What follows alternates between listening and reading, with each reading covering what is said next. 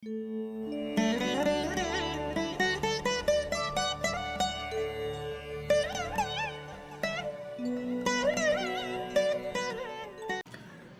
நேயர்கள் அனைவருக்கும் இனிய நல்வாழ்த்துக்கள்.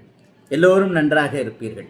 இப்பொழுது ஜூன் மாதம் 23ஆம் தேதி திங்கட்கிழமையிலிருந்து ஜூன் மாதம் 29ஆம் தேதி ஞாயிற்றுக்கிழமை வரையிலான இந்த வாரத்தில் மேஷம் முதல் மீனம் வரையிலான 12 ராசிக்காரர்களுக்கு எப்படி இருக்கும் அப்படிங்கிறத பார்த்துடலாம். தனுசு ராசிக்காரர்களுக்கு வாரத்தின் கடைசியில் தான் உங்களுக்கு சந்திராஷ்டிரமம் ஆரம்பிக்குது. வெள்ளிக்கிழமையும் சனிக்கிழமையும் சந்திராஷ்டிரமம், ஞாயிற்றுக்கிழமை காலையில் 6:34 வரைக்கும். குறிப்பாக சொல்லப்போனால் 27ஆம் தேதி ஜூன் மாதம் 27ஆம் தேதி வெள்ளிக்கிழமை அதிகாலை 1:40 வெள்ளிக்கிழமை முழுக்க, சனிக்கிழமை முழுக்க, ஞாயிற்றுக்கிழமை காலையில் 6:34 வரைக்கும் சந்திராஷ்டிரமம். வாரத்தின் முதல் 5 நாட்கள் நன்றாக இருக்கக்கூடிய தன்மையில் கடைசி நாளான வெள்ளி சனி ஆகிய 2 நாட்களும் உங்களுக்கு சந்திராஷ்டிரமம் இருக்கிறதுனால கொஞ்சம் கடுமையான பலன்கள் அந்த கடைசியில் தான் இருக்கும்.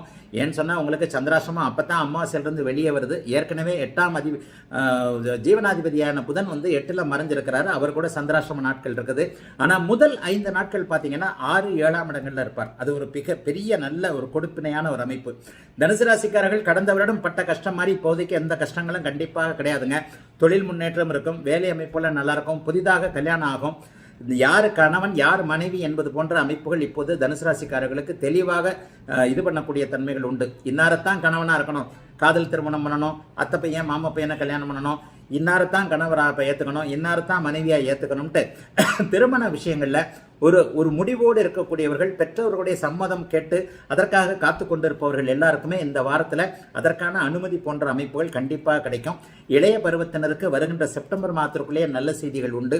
திருமண உறுதியோ திருமணமே நடக்கக்கூடிய அமைப்புகள் நிச்சயமாக இருக்கிறது. நட்புகள் உறவுகள் போன்றவைகள் கை கொடுக்கும்.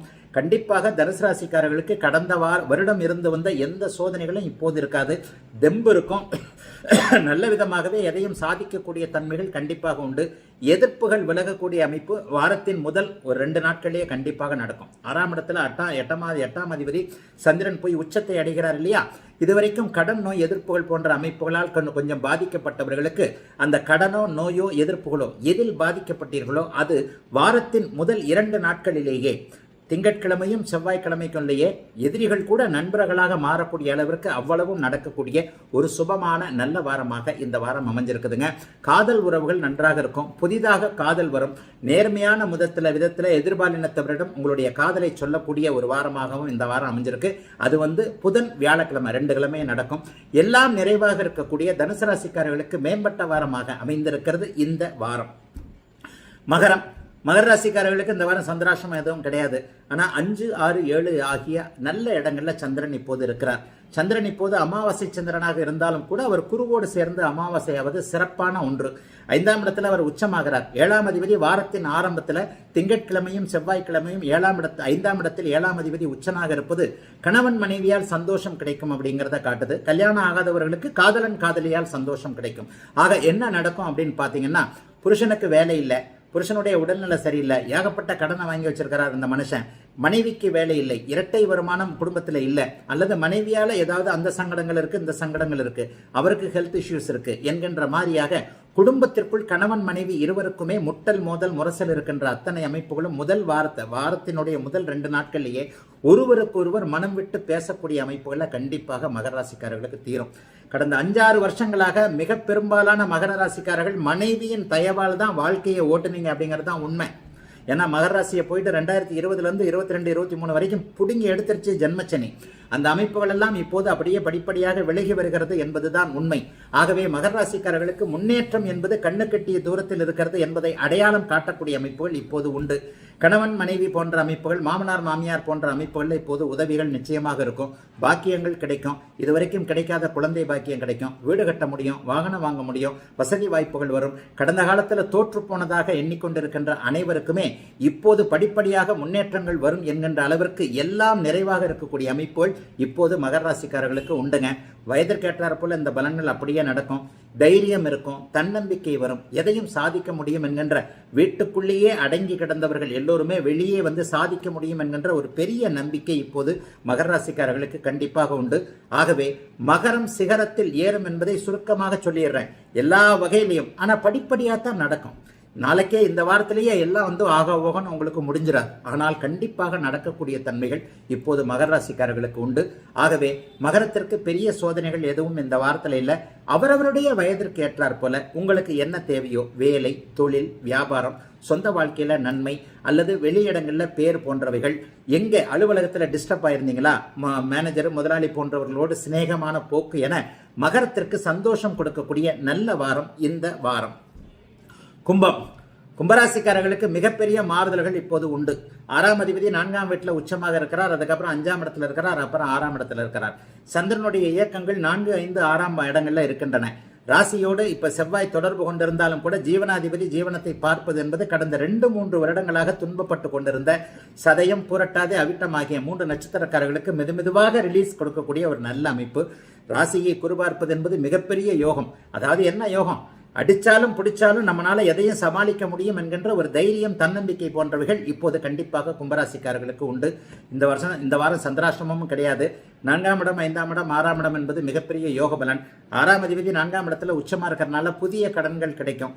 ஏற்கனவே இருக்கக்கூடிய வட்டி அதிகமான கடனை வந்து வட்டி குறைவான கடனை வாங்கி அதை அடைச்சிருக்கக்கூடிய ஒரு தன்மை. பேங்க்ல வச்சிருக்கிற நகையை அடமானத்தை மீட்கக்கூடிய அளவிற்கு ஏதாவது ஒரு வருமானங்கள் வரக்கூடிய அமைப்பு. இதுவரைக்குமே வருமானம் வந்திருந்த வழிகள் எல்லாம் அடைபட்டிருந்த நிலைமையில் ஏதாவது ஒரு பக்கம் வழி தெரியக்கூடிய அமைப்பு. குகைக்குள்ள நடந்துகிட்டு இருக்கிறவனுக்கு தூரத்துல வெளிச்சம் தெரியக்கூடிய ஒரு அமைப்புன்னு அத்தனை கும்பராசிக்காரர்களுக்கும் ஓரளவிற்குள்ள பாதை எதிரே தெரிகிறது பார் என்கின்ற அமைப்புகள் கண்டிப்பாக உண்டு. கும்பராசிக்காரங்க பெரிய அளவில் மனசு நொந்து போயிருக்கிறீங்கன்றதான் உண்மை. புரட்டாதி நட்சத்திரக்காரங்க இன்னும் கொஞ்சம் வெளியே வரல. புரட்டாதி நட்சத்திரம் 2ஆம் பாதம் 3ஆம் பாதம் இன்னும் கொஞ்சம் அவஸ்தப்பட்டுக்கிட்டு தான் இருக்கு. ஏன்னா மழை விட்டும் தூவானம் விடவில்லை என்பதை போல 2-3 வருஷமா பட்டுக்கிட்டு இருந்த கஷ்டம் 2-3 நாள்ல முடிஞ்சிடாது. மெதுமெதுவாகத்தான் வரும். ஆனால் உறுதியாக சொல்லுகிறேன், கும்பராசி சோதனையிலிருந்து வெளியே வந்து விட்டது. அது அப்படியே படிப்படியாக மெதுமெதுவாக வந்து பழைய நிலைமைக்கு வர்றதுக்கு இன்னும் 2-3 மாசம் ஆகும். செப்டம்பர் மாதத்துல இருந்தெல்லாம் என்ன மாதிரி யாருமே இல்லைன்ற அளவுக்கு தைரியமா வெளியே வந்துருவீங்க.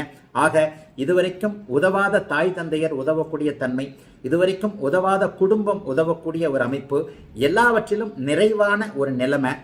குறிப்பாக குடும்பத்தில் கணவன் மனைவி பிரிந்திருந்தது, லவ் பிரேக்கப் ஆன லவ் எல்லாம் திரும்ப வராது.